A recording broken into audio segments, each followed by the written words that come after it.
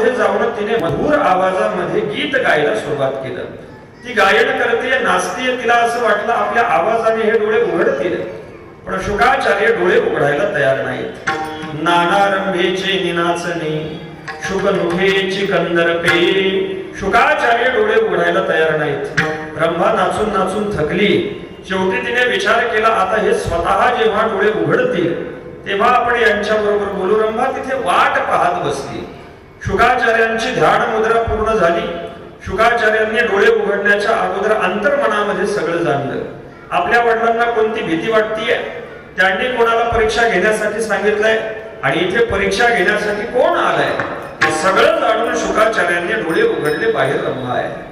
तिच्या बरोबर बोलायला सुरुवात केली. तू कोण आहे?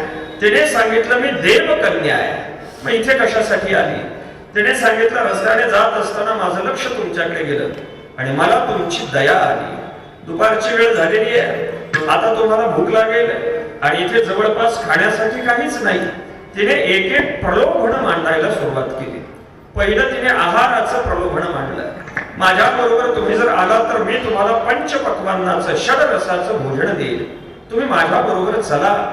शुकाचार्यांनी तिला सांगितलं, ऐक, तू मला ज्या षडरसाच्या भोजनाचं आग्रह करते, प्रलोभन देते, मुळामध्ये तो माझा आहारच नाही. मी काय सेवन करतो आहे आणि कोणत्या रसावरती मी इथे जिवंत आहे हे ऐक. मनसे षडरस भोजन तरी हरिचरणी नित्यामृतपान. करुणी तृप्त झाले मन अमरत्व पावले. मी नित्य भगवंताच्या चरणाचं अमृत पितोय आणि चरणामृत पिऊन माझं मन तृप्त झालंय. मी अमर भावाला प्राप्त झालेलो आहे. तुझ्या लौकिक भोजनाची मला आवश्यकता नाही. म्हणजे हे चरणामृताची प्राप्ती शुकाचार्यांसारख्या महात्म्यांना होते. भगवंताच्या नेत्रामृताचा विचार करा. भगवंताच्या नेत्रामधून अमृताचा वर्षाव होतो. पण हे नेत्रामृत मिळतं कोणाला? हे नेत्रामृत मिळतं अर्जुनासारख्या भक्तांना. भगवान अर्जुनाकडे एक सारखे पाहत राहतात आणि अशा दृष्टीने पाहतात. ज्ञानोबा बोलतात, अमृताची ओतली ती प्रेमाची पिवणी मातली. अर्जुन मोहे गुंतली निभोणीने. अर्जुनाच्या मोहामध्ये भगवंताची नेत्रवृत्ती अशी गुंतलेली आहे की ती अर्जुनाला सोडतच नाही. एक सारखा अर्जुनावरती अमृताचा वर्षाव करते. आता हे नेत्रामृत अर्जुनासारख्या भक्तांना, प्रेमी भक्तांना प्राप्त होतं. आपल्याला प्राप्त होणार नाही, कारण त्याच्यासाठी भगवंताने आपल्याकडे पाहायला पाहिजे. आपल्याकडे आपल्या घरचेच व्यवस्थित पाहत नाही, भगवान कधी आपल्याकडे पाहणार? हे नेत्रामृत प्राप्त होणं अवघड आहे. भगवंताच्या ओठामध्ये असलेलं अधरामृत आहे. हे अधरामृत कोणाला मिळतं? भगवंताने आपल्या खालच्या ओठावरती पावा ठेवलेला आहे, बासरी. त्या पाव्याला या अधरामृताची प्राप्ती होते. भगवंताच्या अधरामृताची प्राप्ती पाव्याला होते. त्याचं कारण आहे की हा पावा आतून सगळा रिकामा झालेला आहे आणि आपण आतून इतके गच्च भरलेलो आहोत की हे अधरामृत आपल्याला प्राप्त होणार नाही. नामदेवरायांचा एक सुंदर अभंग आहे. नामदेवरायांनी या पाव्याला पकडलं आणि त्याच्या बरोबर भांडायला सुरुवात केली. हे पाव्या, मागच्या जन्मामध्ये तू काय पुण्य केलं होतं ते सांग. भगवंताच्या 16 सहस्त्र 108 राण्या आहेत, पण त्यांना सुद्धा जे सुख प्राप्त होत नाही ते सुख तू एकटा भोगतोय.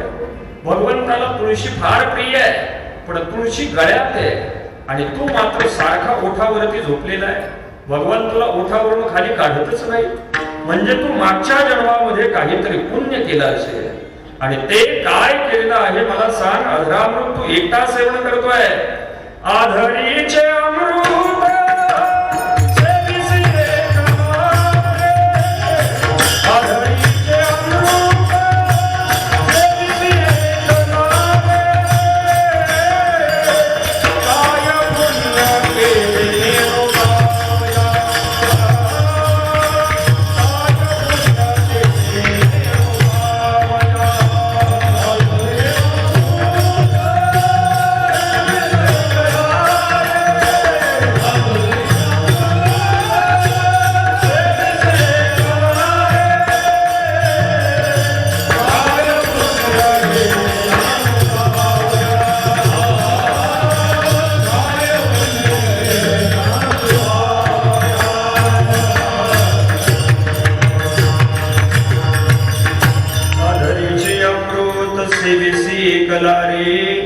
काय पुण्य केले नेनोरे पावया, तुळशीच्या माळा शोभती गोपाळा, त्याहुनी आगळा पावया तू काय पुण्य केलंय मला सांग.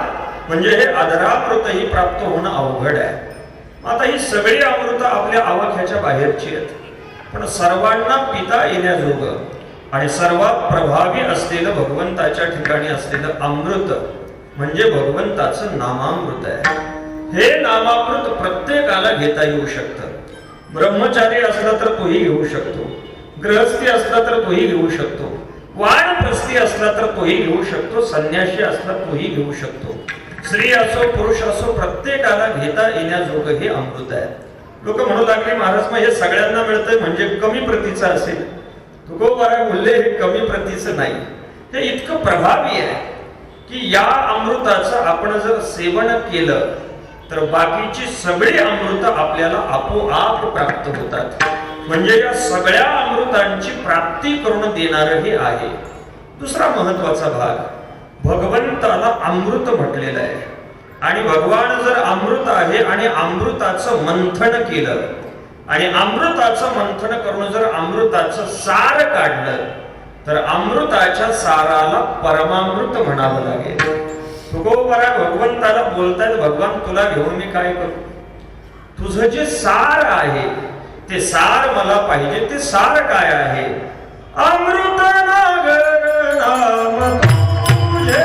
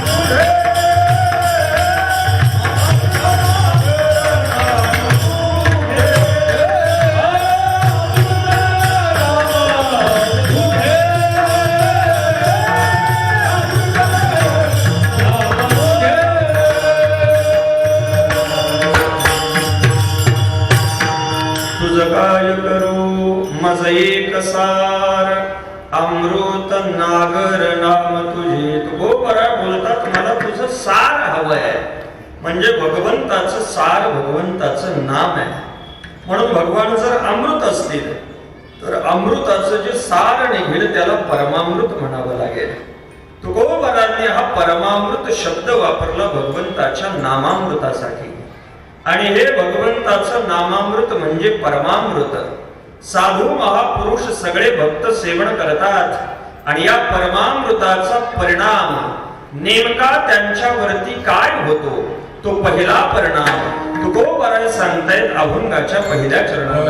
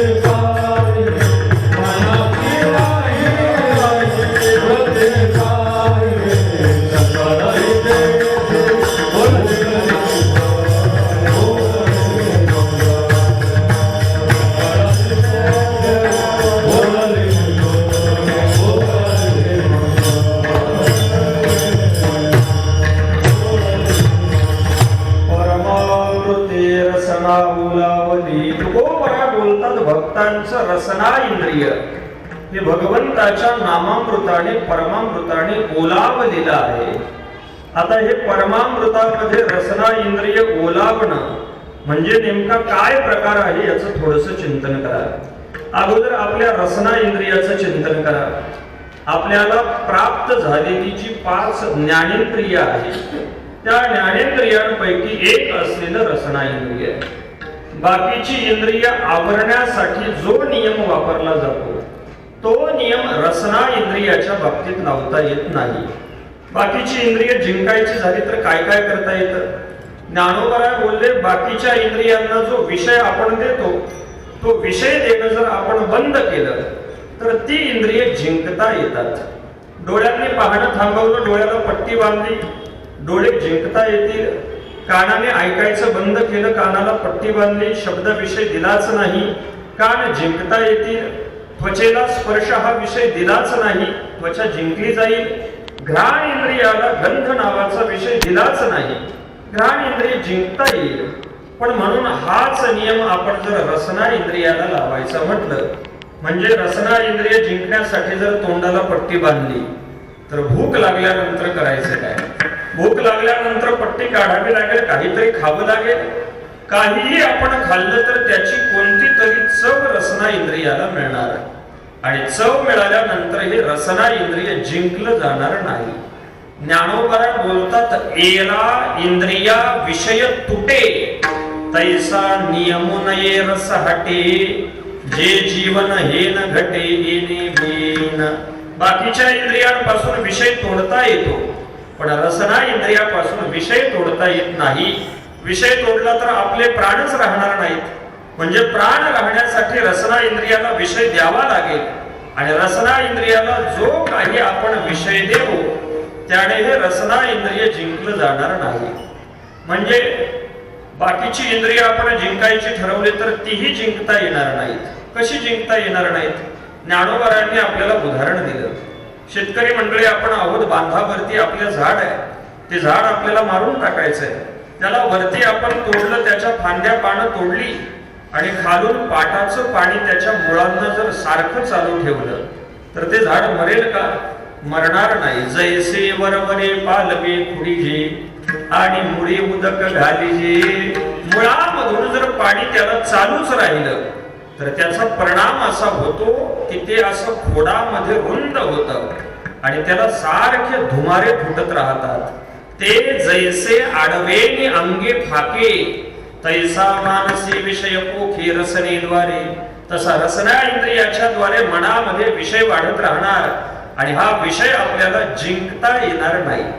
म्हणजे रसना इंद्रिय आपण मोकळं सोडलं तर बाकीची कोणतीच इंद्रिय जिंकता येणार नाही. याच्या उलट जर आपण रसना इंद्रिय जिंकलं तर बाकीची सगळी इंद्रिय आपल्याला जिंकता येतील. श्रीमद भागवतामधलं प्रसिद्ध वचन आहे जितम सर्वम जिते रसे. ज्याने रसना जिंकली त्याने सगळं जिंकलेलं आहे. पण मग आता हे रसना इंद्रिय जिंकण्याचा मार्ग कोणता? विषय तर याला द्यावा लागणार आहे. तुम्ही उकळून खा, कच्च खा, बिना मीठ टाकता खा, कसंही खा, त्याची काहीतरी चव रसना इंद्रियाला मिळणार आणि हे रसना इंद्रिय जिंकलं जाणार नाही. मग या रसना इंद्रियाला जिंकण्याचा प्रभावी मार्ग त्याला भगवंताच्या परमामृताची नामामृताची गोडी प्राप्त करून दिली पाहिजे. आपण जर भगवंताचं नित्य नामचिंतन रसना इंद्रियाने करू लागलो तर भगवंताच्या नामामृताचा रसना इंद्रियावरती होणारा परिणाम आहे. पहिला परिणाम असा होतो आपलं रसना इंद्रिय पवित्र होतं. आता आपल्या मुखामध्ये असलेलं आपलं रसना इंद्रिय नाही ते खाऊन, नाही ते पिऊन, नको त्याची नको तशी निंदा करून विटाळलेलं आहे. असं अत्यंत दोषाने भवसागराच्या तापाने तप्त असलेलं रसना इंद्रिय विटाळलेलं आहे. भगवंताचं नामचिंतन सुरू केलं तर रसना इंद्रियाचे दोष जायला सुरुवात होतील. पहिला परिणाम होईल धन्यमुख झाले निवादे रसना नाम नारायणा घोष करी. भगवंताच्या नामाचा घोष करून रसना इंद्रिय निवांत होईल, शुद्ध होईल. पहिला परिणाम. दुसरा परिणाम आपल्या रसना इंद्रियावरती असा होईल की आपल्या रसना इंद्रियावरती संसाराचा रंग चढलेला आहे. तो संसाराचा रंग उतरेल आणि भगवंताच्या नामाचा रंग चढेल. पण भगवंताच्या नामाचा रंग चढण्यासाठी भगवंताचं हे नामामृत तेवढ्या अधिक प्रमाणामध्ये आपल्याला सेवन करावं लागेल. लगेच जिभेवरचा रंग बदलत नाही. पान खाणाऱ्यांचं निरीक्षण आपण करा. तोंडामध्ये पान टाकल्याबरोबर त्यांची जीभ लाल होते का? नाही. बराच वेळ ते बकरीसारखं चावत राहतात आणि मग चावून चावून चावून त्यांची जीभ लाल होते. तसं भगवंताच्या नामाचा दीर्घकाळ अभ्यास केल्यानंतर संसाराचा रंग जाईल आणि भगवंताच्या नामाचा रंग चढेल. रामकृष्ण रंगी रसना रंगली अमृत उकळी नाम तुझे. तुकोबरा बोलले, तुझ्या नामाच्या रंगामध्ये आमचं रसना इंद्रिय रंगून गेलंय. आता संसाराच्या गप्पा गोष्टी त्याला आवडत नाहीत. जेव्हा संसारातल्या गप्पा गोष्टी आवडणं बंद होईल तेव्हा समजायचं संसाराचा रंग आता कमी होत चाललाय आणि भगवंताच्या नामाचा रंग चढायला सुरुवात झाली. दुसरा परिणाम होईल. तिसरा परिणाम आपल्या रसना इंद्रियावरती असा होईल की भगवंताच्या नामामृताची गोडी याला प्राप्त होईल. जिभे गोड तीन अक्षरांचा रस, असा रस मिळायला सुरुवात होईल, गोड लागू लागेल. मग आता ही गोडी मिळायला सुरुवात झाल्यानंतर तिसरी गोडी मिळाली. मग गोडी मिळाल्यानंतर ती गोडी एकदा प्राशन करून भागणार नाही. आपल्या रसना इंद्रियाला पुन्हा पुन्हा हा नाम रस सेवन करण्याची इच्छा होईल. त्याला लांचावणं असं म्हटलं जातं. लांचावणे मन लागलेसे गोडी ते जिवेन सोडी ऐसे झाले, असं लांचावेल. हा चौथा परिणाम. मग एकदा का आपली जिव्हा नाम रसासाठी लांचावली की त्याच्यानंतर आपण भगवंताचं नामचिंतन करू लागलो तर आपल्याला प्राप्त होणारा रस हा शुद्ध रस प्राप्त होईल. कारण आता संसारातला असलेला ताप दोष जिभेचे गेलेले आहेत. संसाराचा रंगही फिटलेला आहे. भगवंताच्या नामाची गोडीही प्राप्त झालेली आहे आणि पुन्हा या नामरसाची इच्छा झालेली आहे. म्हणजे आता भगवंताचा नामरस जिभेने घ्यायला सुरुवात केली की त्या शुद्ध रसामध्ये ती अगदी निवांत होईल. तुकोबरा बोलतात, अशा शुद्ध रसामध्ये भिजणे त्याला ओलावणं असं म्हटलं जातं. शुद्ध रसे ओलावणे,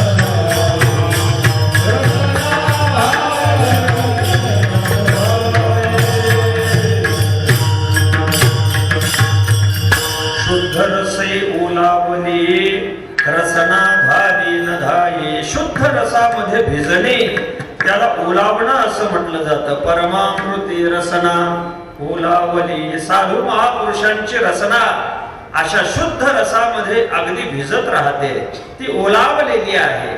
आता हे पाचही परिणाम आपल्या रसना इंद्रियावरती जे होणार आहेत हे जर आपल्याला लक्षात ठेवायचे असतील तर गुलाबजाम कसे केले जातात आणि त्यांच्यावरती काय परिणाम होतो ते डोक्यासमोर आणा. हे पाचही परिणाम आपल्या लक्षामध्ये सहज येतील. गुलाबजाम कसे केले जातात? आपण चांगला खवा आणतो, त्याचे गोळे करतो आणि गोळे केल्यानंतर गरम तेलामध्ये कढईमध्ये ते तळण्यासाठी सोडतो. तळण्यासाठी सोडल्यानंतर पहिला परिणाम असा होतो की त्या गुलाबजामच्या असलेल्या खव्यामध्ये जो आंबूसपणा आहे, पाण्याचा अंश आहे, तो जळून जातो. म्हणजे त्याचे दोष नाहीसे होतात. पहिला परिणाम. तसं भगवंताच्या नामचिंतनाने रसना इंद्रियाचे दोष जातात. पहिला परिणाम. दुसरा परिणाम असा होतो, गुलाबजामचा रंग बदलायला सुरुवात होते. म्हणजे ते लाल रंगाचे, तांबूस रंगाचे होतात. तसा आपल्या जिभेचा रंग म्हणजे संसाराचा रंग जातो आणि परमार्थाचा रंग चढू लागतो. मुखामधून भगवंताविषयीची चर्चा बाहेर पडू लागते. बाकी फाजील गप्पा गोष्टी कराव्याशा वाटत नाहीत, रंग बदलतो. दुसरा परिणाम. तिसरा परिणाम असा होतो, गुलाबजाम आपण बाहेर काढले की लगेच खात नाही. त्यांना आपण साखरेच्या पाकामध्ये सोडतो म्हणजे त्यांना गोडी प्राप्त होते. तसं भगवंताच्या नामाची गोडी आपल्या रसना इंद्रियाला प्राप्त होते, तिसरा परिणाम. पण मग आता पाकामध्ये सोडल्यानंतर लगेच गुलाबजाम खाल्ले जात नाहीत. ते गुलाबजाम तो पाक सगळा पिऊन घेतात. आपल्या लक्षामध्ये येतं यांना अजून पाकाची अपेक्षा आहे, अजून आपण पाक त्याच्यामध्ये टाकतो. मग हे गुलाबजाम पाकामध्ये अगदी तरंगत राहतात. म्हणजे पहिला पाक पिऊन टाकणे आणि दुसऱ्या पाकाची इच्छा करणे, त्याला लांसावणं असं म्हटलं जातं. तसं रसना इंद्रिय भगवंताच्या नामरसाला इतकं लांसावतं की ते नामरस सारखं पीत राहतं, अजून रसाची अपेक्षा करतात. त्यानंतर अशी अवस्था येते की हे गुलाबजाम त्या पाकामध्ये अगदी तरंगू लागतात. गुलाबजाम आपण जर वरती उचलला तर त्याच्यामधला पाक असा टप टप खाली गळू लागतो आणि आतमध्ये फोडून पाहिलं तर कणाकणामध्ये तो पाक व्याप्त असतो. त्याला ओलावणं असं म्हटलं जातं. आतूनही पाक व्याप्त आहे आणि बाहेरून सुद्धा पाक व्याप्त आहे. तुम्ही म्हणाल महाराज गुलाबजामचं फार विस्ताराने वर्णन करत आहात. मी आता येताना खाऊन आलोय म्हणून वर्णन चालू आहे. भगवंताच्या नामाचा रस प्राप्त झाला तर भक्तांच्या मुखामधली जिव्हा या परमामृतामध्ये अगदी ओली चिंब होते. आतमध्येही हा रस पाझरतो आणि त्यांच्या मुखामधून जे शब्द बाहेर पडतात ते शब्द सुद्धा या परमामृतामध्ये भिजून बाहेर येतात. म्हणून त्यांच्या शब्दामध्ये सुद्धा हेच अमृत आपल्याला पाहायला मिळतं. आले मुखावाटे अमृत वचने, त्यांच्या मुखामधून बाहेर पडणारा प्रत्येक शब्द हा परमामृतामध्ये भिजून बाहेर येत असल्यामुळे तोही अमृतासारखा लागतो. आपल्या तुमच्या आमच्या जीवनाचा उद्धार करण्यासाठी कारणीभूत ठरतो. म्हणून संतांच्या मुखामध्ये असलेली रसना इंद्रिय परमामृते रसना ओलावली, असं हे रसना इंद्रिय ओलावलेलं आहे. हा पहिला परिणाम. दुसरा परिणाम काय होतो? हा नाम रस आतमध्ये पाझरायला सुरुवात होते. आतमध्ये असलेलं दुसरं इंद्रिय ज्याला अंतःकरण असं म्हटलं जातं, म्हणजे मन, हा रस मनापर्यंत जातो आणि मनाच्या ठिकाणी परिणाम व्हायला सुरुवात होते. मनाची राहिली वृत्ती पायी, अनंत काळाच्या वासनांनी आपलं मन अगदी मलिन झालेलं आहे. महापडे मन होते जे गांधले, शुद्ध चोखाळले स्फटिक जैसे, स्फटिकासारखं आपलं मन शुद्ध होतं. हा नामरस आतमध्ये पाझरायला सुरुवात होत आहे. हा भगवंताच्या परमामृताचा मनावरती होणारा दुसरा परिणाम आहे.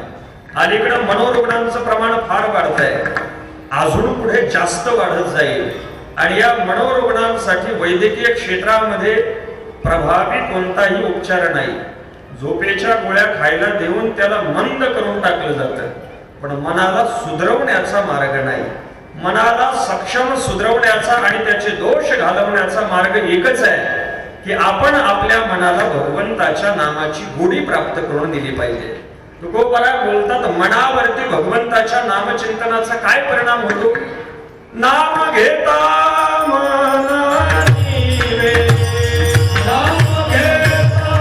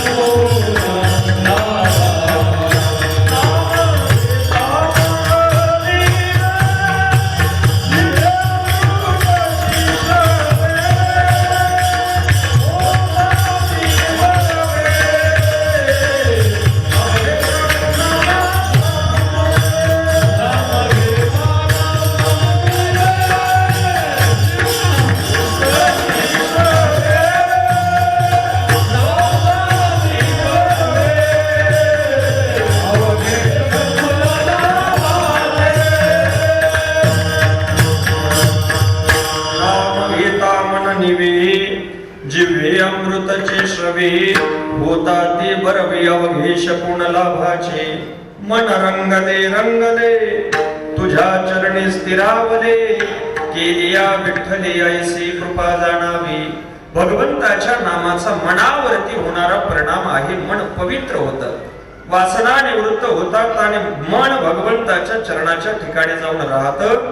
मनाची राहिली वृत्ती पायी. तुम्ही म्हणाल महाराज एखादा मनोरुग्ण आहे, तो कधी भगवंताचं नामचिंतन करेल? मग त्याला सारखं त्याच्या कानावरती भगवंताचं भजन पडेल, मंत्र पडेल, भगवंताचं नामस्मरण पडेल, अशी व्यवस्था आपण केली पाहिजे. भगवंताचं नामचिंतन कानाद्वारे हृदयापर्यंत जाईल आणि त्याचा परिणाम व्हायला सुरुवात होईल.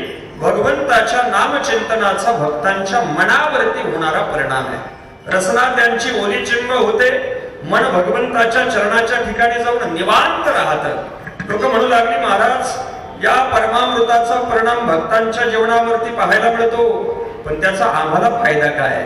तर भगवंताचे भक्त भगवंताचं नामचिंतन करतात. या नामचिंतनाचा परिणाम त्यांच्यावरती होतो एवढाच नाही, तर या नामचिंतनाचा परिणाम जगावरती सुद्धा होतो.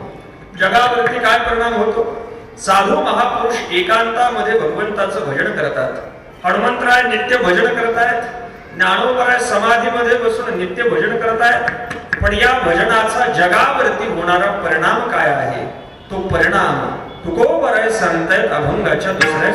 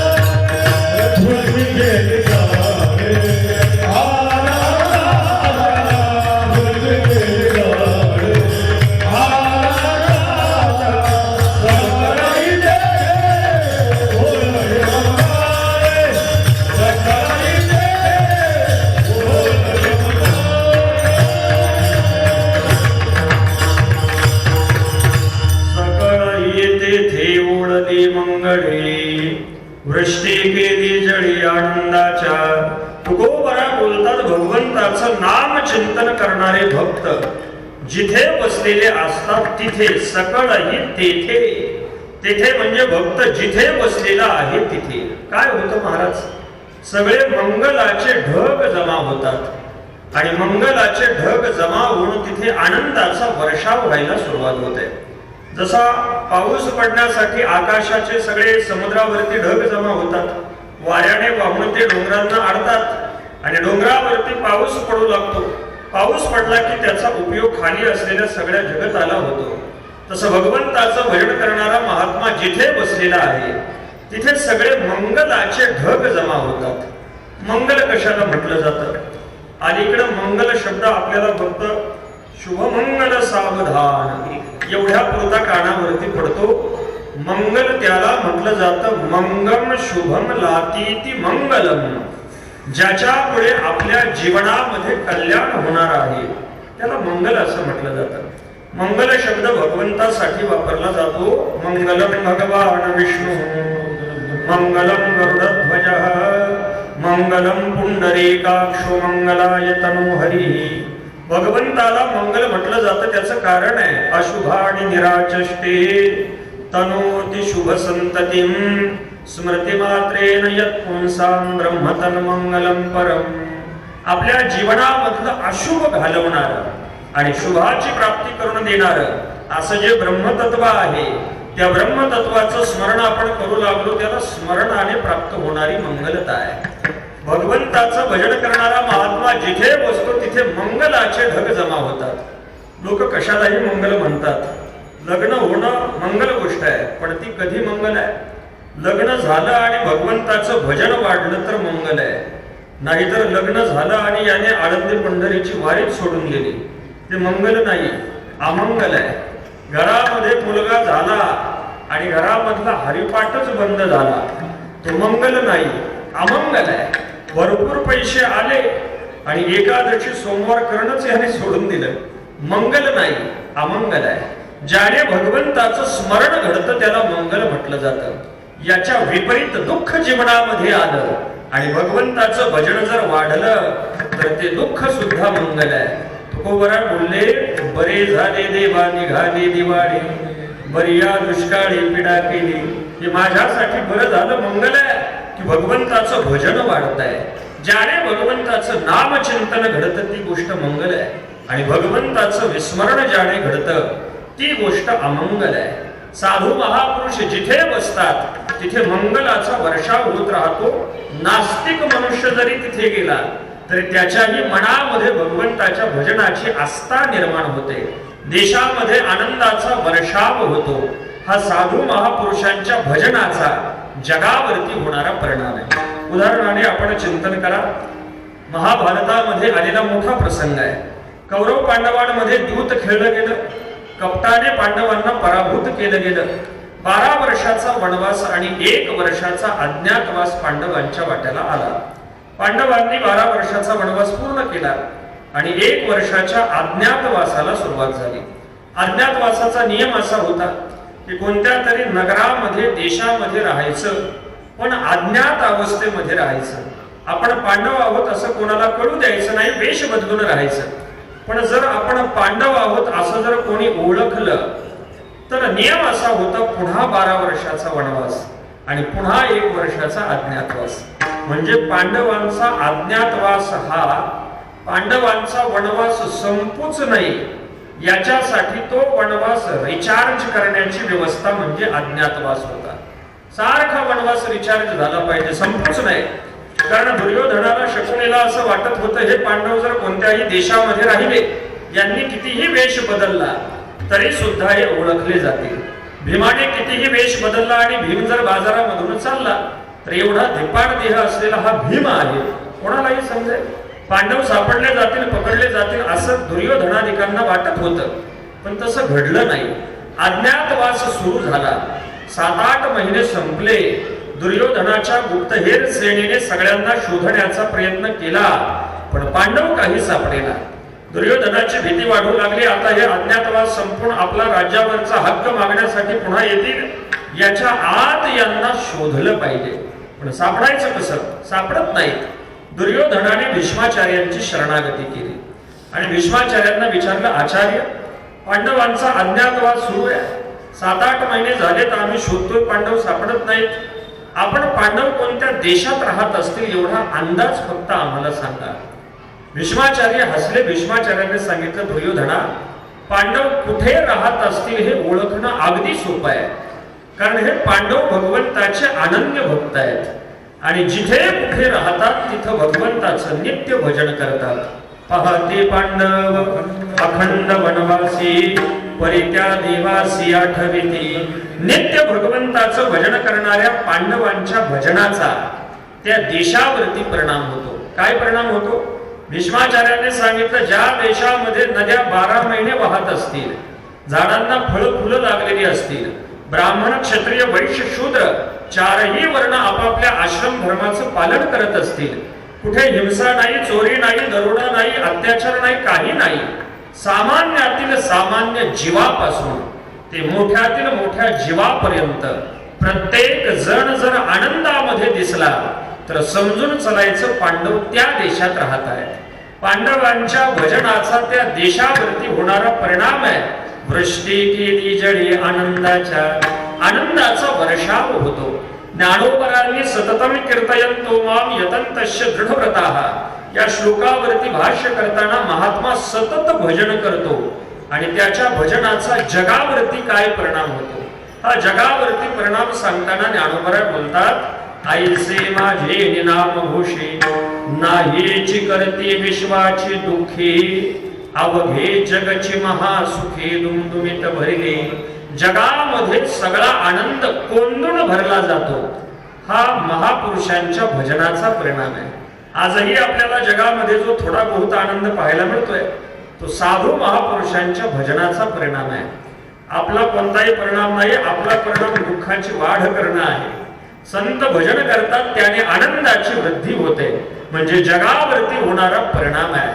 हनुमंतराय ज्ञानोबराधिक सगळे चिरकाल असलेले महात्मे नित्य भजन करतायत, आनंदाचा वर्षाव होतो. लोक म्हणू लागले महाराज हे आनंदाचा वर्षाव होतो, मन जिंकलं जातं, रसना इंद्रिय जिंकली जातात, हे सगळं खरं आहे. पण तुम्ही सांगितलं होतं की जे पिल्यानंतर मनुष्य अमर होतो त्याला अमृत म्हणतात. आणि हे भगवंताचं जर परमामृत म्हणजे नामामृत असेल तर हे नामामृत पिऊन कोणी अमर भावाला प्राप्त झालाय का? म्हणजे ज्याला आपल्याला अमृत म्हणता येईल. तुकोबरा बोलतात जो कोणी या परमामृताचं सेवन करतो त्याच्या सगळ्या देहामध्ये ब्रह्मरस ओतला जातो. हा ब्रह्मरस इंद्रियांमध्ये पसरतो. आपल्या शरीराचा असा धर्म आहे की जसा आहार त्याला आपण देऊ तसं आपलं शरीर बनतं. सात्विक आहार दिला सात्विक बनतं, राजस दिला राजस बनतं, तामस दिला तामस बनतं. तुकोबरा बोलतात हा परमामृताचा आहार भक्त सेवन करतात. परिणामतः त्यांची सगळी इंद्रिय ब्रह्मभावाला प्राप्त होऊन अमर होतात. अभंगाच्या तिसऱ्या चरणात सकळ इंद्रिय धारी ब्रह्मरूप सकळ इंद्रिय धारी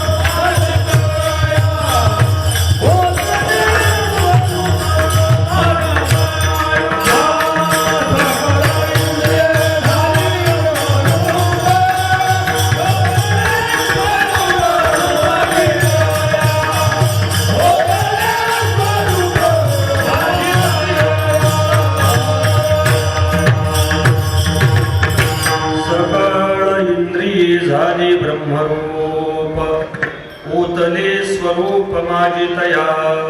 भगवंताच्या नामाचा रस देहामध्ये ओतल्यानंतर ही सगळी इंद्रिय ब्रह्मभावाला प्राप्त होतात. इंद्रिय ब्रह्मभावाला प्राप्त झाल्यानंतर ती अमर कशी होतात? कोणाची इंद्रिय अमर झाली? हे स्वरूप ओतणं नेमकं काय आहे याचा थोडक्यामध्ये विचार करून पुढचं चरण पाहून आपल्याला वेळेत थांबायचंय. पण तत्पूर्वी एकदा भगवंताचं भजन करा. विठोबा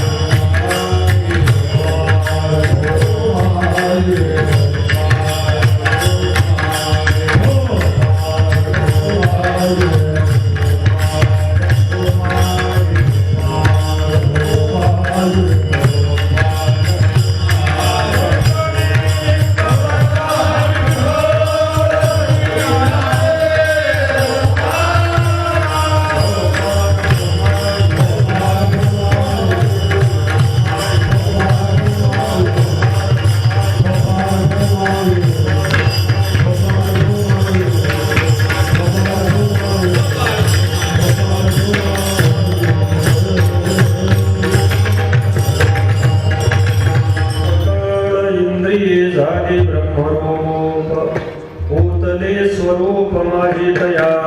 इंद्रियांमध्ये स्वरूप ओतलं जातं. भगवंताचं नाम आणि भगवंताचं स्वरूप याच्यामध्ये भेद नाही. भगवान आणि भगवंताचं नाम एकच आहे. नाम ब्रह्मेति वेजानात. जेवढं म्हणून भगवंताचं स्वरूप आहे तेवढं सगळं स्वरूप भगवंताने आपल्या नामामध्ये साठवलेलं आहे. भगवंताने आपली सगळी शक्ती आपल्या नामामध्ये ओतली. नाम नामकारी बहुधा निज सर्व शक्ती तत्रार्पिता नियमितो न च तत्र कालः एतादृशी तव कृपा भगवन् ममापि दर्शमिह जननीनुरागः. भगवंताने आपलं सगळं स्वरूप आपल्या नामामध्ये ओतलेलं आहे. मग भगवंताचं स्वरूप कसं आहे?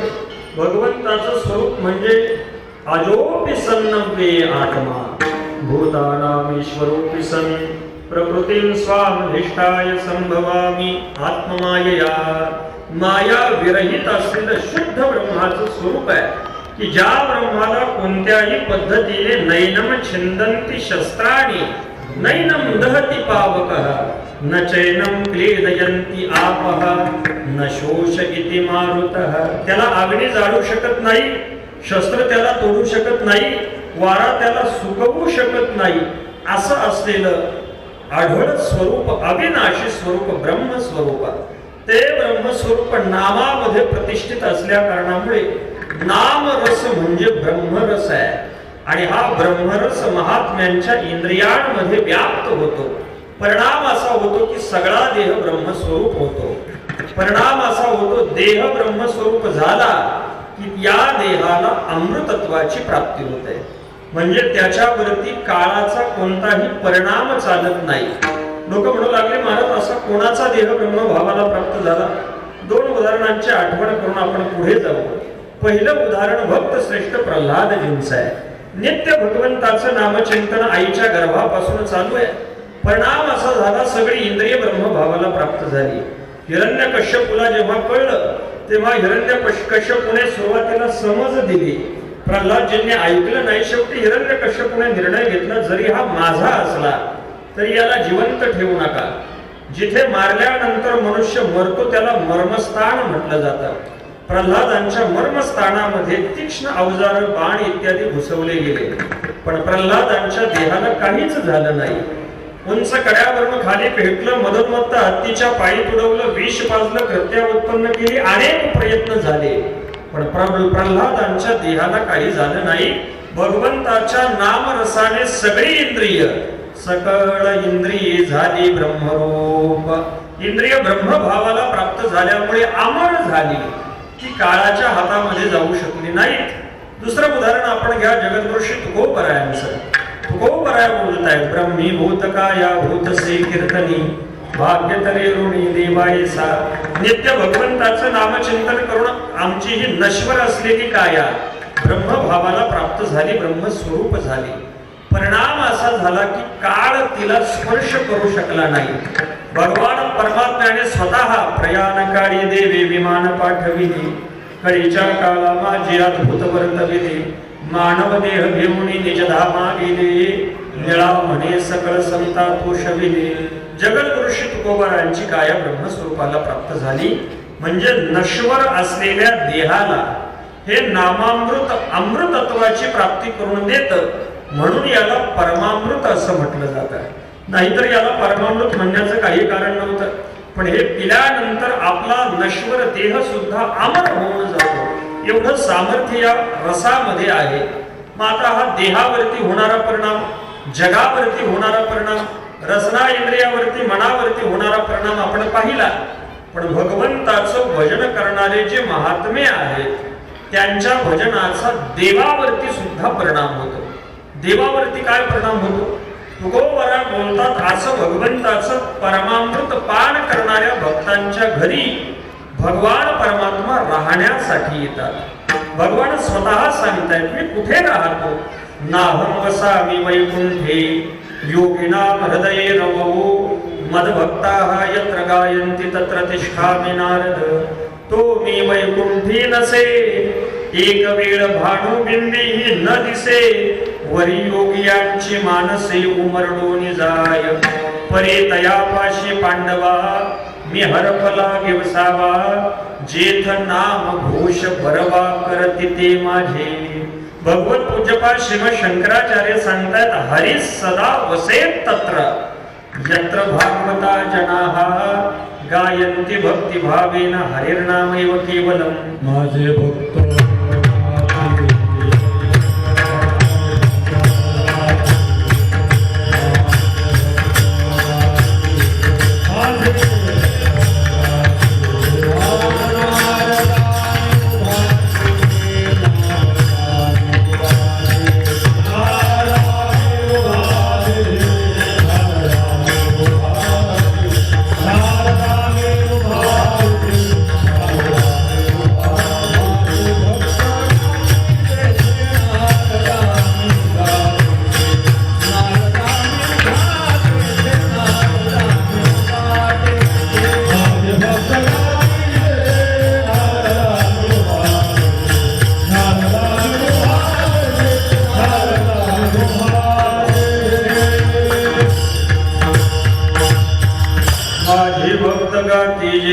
भक्त जिथे भगवंताचं गायन करतात, भजन करतात, वसे तेथे देव सदा सर्व काळ करीते निर्मळ नाम घोष. जिथे भगवंताचं भजन चालू आहे, भगवान परमात्मा अशा भक्तांच्या घरी राहण्यासाठी येतात. तुकोबरायांनी शब्द वापरला, फक्त राहायला येत नाही, नांदण्यासाठी येतात. राहणे आणि नांदणे याच्यामध्ये अंतर आहे. मुलगी जर आपल्याच घरी माहेरी राहिली तर तिला राहणं म्हणतात, आणि ती सासरी जाऊन सासरच्यांच्या आज्ञेमध्ये वागू लागली तर तिला नांदणं असं म्हटलं जातं. भगवान परमात्म्यावरती काय परिणाम होतो? भगवान भक्तांच्या घरी पाहुण्यासारखा राहायला येत नाही, नांदण्यासाठी येतो. म्हणजे भक्ताने जे जे काम सांगावं ते ते याने करावं, हा नांदण्यासाठी येतो. कोणाच्या घरी नांदण्यासाठी आला? आपल्याला उदाहरण माहिती आहे. शांती ब्रह्मश्री नाथ महाराजांच्या घरी भगवान परमात्मा श्रीखंडाच्या रूपाने 36 वर्ष नांदण्यासाठी आले.